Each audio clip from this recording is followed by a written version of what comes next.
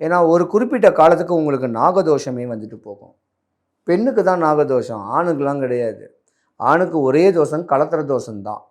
அதனால் நல்ல ஜோதிடர்கிட்ட கன்னிராசிக்காரங்க உங்கள் ஜாதகத்தை கொடுத்து, என் வாழ்க்கை தன்மை எப்படி இருக்கும், என்னுடைய நேரங்காலங்கள் எப்படி இருக்கும், என்னுடைய வரக்கூடிய வருஷங்களை நான் எப்படி பீட் பண்ணணும், ஏதாவது ஒரு வழிமுறை சொல்லுங்கன்னு சொல்லி நல்ல ஜோதிடர்கிட்ட உங்கள் ஜாதகத்தை கொடுங்க.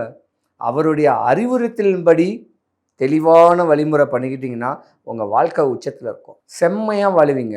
ஏசி காற்று கீழே உட்காந்துக்கிட்டு வேலை பார்த்துக்கிட்டு சம்பாரித்து கொடுக்கக்கூடிய தருணம் உடைய ஜாதகம் நீங்கள் தான். அறிவான அழகான ஜாதகம் நீங்கள் தான். ஆனால் தாய் தகப்பன் அண்ணன் தம்பி மேலே பாசக்காரதாக இருப்பீங்க. இப்போ வந்திருக்கிறது வக்ரசனி வேறு, உக்ரசனின்னு சொல்லலாம், புத்தி கூட சொல்லலாம். இந்த நேரத்தில் நீங்கள் தேவையில்லாத இதுலேயும் மாடிக்காதீங்க. அடுத்தவன் வாயில் உழாதீங்க. உங்களுக்கு தொந்தரவு தொலைகள் பண்ணியிருந்தால் கூட அதுக்கேற்ற வழிமுறைகளை பக்குவங்கள் பண்ணுங்கள். உங்களுடைய வளர்ச்சிக்கு போராமப்பட்டுக்கிட்டு பல பேர் இடையூறுகளை பண்ணுவாங்க. இதுதான் தருணம். இந்த நேரம் தான் உங்களுக்கு வெந்த புண்ணில் வேலை பாய்ச்சுவாங்க. அனுசரித்து போய்க்கிங்க.